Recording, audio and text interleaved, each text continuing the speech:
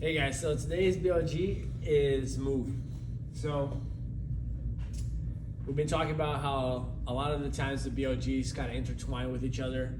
This is one that intertwines with a lot of them, right? So if you move when you're outside, usually in the day, you're gonna get sunshine, which is another BLG. If you move with somebody else, then you work on relationships. If during your walk, right, you're listening to a podcast that you learn something, or you're doing some sort of mindful thinking, then you can work on mindset. So move is one that allows for you to work on many of the other BLGs. When we talk about the BLG move, it's not what you do in the gym. Okay, it's not the 1 hour, an hour and a half, 2 hours that you spend working out. Move is your interaction with the environment, okay? So that could be a couple things. That could be your commute, right? Or how you move from place to place. So that could be a walk with your dog. That could be a walk with your family. That could also be how you go to work, right? That's if you don't commute driving a car or taking a bus or whatever. How you get groceries, anything like that, right? Moving from one place to another. It also means idle positions. So if you work at a desk, right, what kind of chair you're sitting on, how you're sitting, when you're cooking, how are you standing, when you're doing other things. Idle positions are just positions that you spend time in while doing some sort of other activity, maybe watching TV or playing video game or studying or working. And finally, it has to do with the total daily movement that you do right in a day. We're going to go over how you should do those a little bit later. Movement also has to do with purposeful movement. Okay, so what does purposeful movement mean? It means movements that are natural. So movements that you do with the purpose of doing something or getting a task done. And again, if you do CrossFit, we use the same language when we're talking about CrossFit workouts, but this is not what I'm trying to talk about, right? I'm trying to talk about is like if you're gonna go play a sport, or if you're gonna go on a hike, or if you're gonna go carry groceries from one place to another.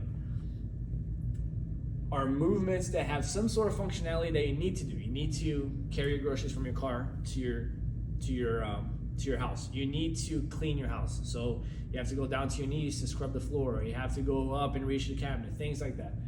Movements should be purposeful, and you should be able to do those. And these should have to do with your quality of life. These things are what most people have trouble with. So because of our sedentary type of lifestyle that we have right now, one of the things that we do is, one, there's no commute, right? We barely walk to do anything. Most of the times when we go for a walk is because we're trying to go for a walk. It's never because we're trying to go from place A to place B. Nobody walks to work, right? Nobody walks too far to take a bus or to take whatever. Idle positions is another big one. If I'm at home watching TV on the couch, I have one leg up on the couch, I have my arm on the side, and I'm laying down like this, right? Or I'm playing video games. This is the position I spend on hours when I'm trying to do something. And this is a idle position, right, that I spend time on that doesn't contribute to my move. So one of the things that I always think is fascinating is like the Japanese culture, where you walk in a room and there's no chairs, the bed is on the ground, and there's a book by a guy named Kelly Starrett that he talks about how he went on a trip to Japan, and they said that the person on the hotel said that they had no rooms for Westerners, and what that meant was that the room didn't come with a bed that was raised or chairs, so people had to spend time on the ground. And he said that one of the things that he knows keeps people from aging, right, spending time on the ground. So he talks about how Japanese are always like on their knees or sitting on the ground, and because of that, one, you're burning calories, right? You're staying active. You have to keep yourself upright. Two, it keeps you widgeting. So like widgeting, I think that's the word. Keeps you moving around, right? So like it's uncomfortable to sit on the ground. So you're always changing. It's not like when I lay on the couch that I can be in this position for 3 hours straight, right? And then total daily movement is kind of the same thing, right? If I don't take my dog on a walk, if I don't clean the house, if I don't do some basic stuff, my total daily movement is like 1/10 of what it could be. So it's spending time throughout the day thinking about things you can do that will add to the total daily movement. A lot of times we think about active recovery as this part of the move, right? So like I work out 5 days a week. One of them, I just do active recovery. I just move. And what does that mean? It usually means blood flow.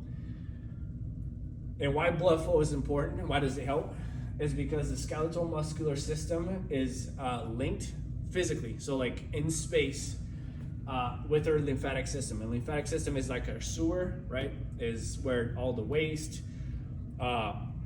from muscle usage goes to get into your kidneys, to get cleaned out, right? To go back into your body. The more we move the skeletal muscular system, the better our lymphatic system works. So when we talk about active recovery day, usually what it means is that we get enough blood flow that doesn't contribute to your burnout, it doesn't contribute to creation of waste in your body, that actually promotes the cleanup of your body. So a lot of times when people want to do an active recovery workout, they do rope climbs and they do chest bar pull-ups and they do handstand push-ups. That's not a active recovery day, right? The best active recovery activity you can do is a walk. We'll get to the walk later. But the whole point of active recovery is to get to this picture. Your gym movement, right? The movement that happens inside the gym should support your outside movement. If you do CrossFit, there's been probably days where you get up in the morning and it's hard for you to sit on the toilet, right? Or sit on the chair, or sit because your knees hurt. That means that your gym movement is not supporting the outside movement. If the gym movement hinders your outside movement, that's gonna, one, make it harder for you to get this BLG, but also is productive to what we're trying to do. Right? We're trying to get this gym movement to help us have a better quality of life, or have a better lifespan, or a longer health span. And if everything that you do inside the gym affects you negatively outside the gym, then that's a problem. And what you do outside the gym allows you to do the gym movement. So you can't outdo 23 hours of bed posture, bed movement, or no movement at all with 1 hour of working out. That's why this BLG is so important. Is because you spend 1 hour, 2 hours working out, you spend 22 hours doing something else, right? And that's where the move should actually come from. Finally, we evolved as a species to move a lot, right? There's a lot of books that talk about how our big ability has never been to run fast, but it's always been to move for a long time, to always be on the move, right? When we're back in hunter-gatherers, what we would do is we tired the prey out, and we would continuously go after the prey until they're tired, right? We have this crazy ability for endurance. But because of today, we don't move nearly as much as we should. And there's a lot of studies that show that like 80% of your brain at all times is spending energy just on your interaction with the environment. Most of your brain power is related to body awareness, spatial awareness, balance, moving stuff. So if we spend 80% of our day not moving, or in bad positions, or not doing anything productive, right? There is a lot of things that we're leaving on the table from not doing that. We all heard this, that the environment's changing faster than we are. So that's the issue with our sedentary life, is that we're still having our bodies made to move, made to do all these things, But because of comfort, because of all the things we have, we spend a lot of time not doing that.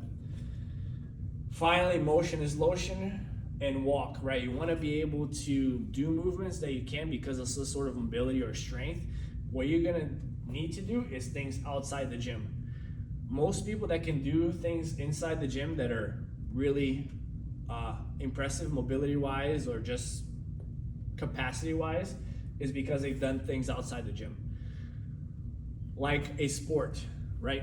Like maybe yoga, like martial arts, like all these things that allow you to do movements inside the gym that most people can't. So when it comes to move, make sure it's not the workout. I don't care if you work really hard for 2 hours. If you spend the other 22 hours a day in a bad position on the couch, and then from the couch to the bed, from the bed to the couch, and then you go to the gym. So if you want to have more ideas on how to move and what to do with move and what kind of things you can do on active recovery days, let me know and we can talk about it.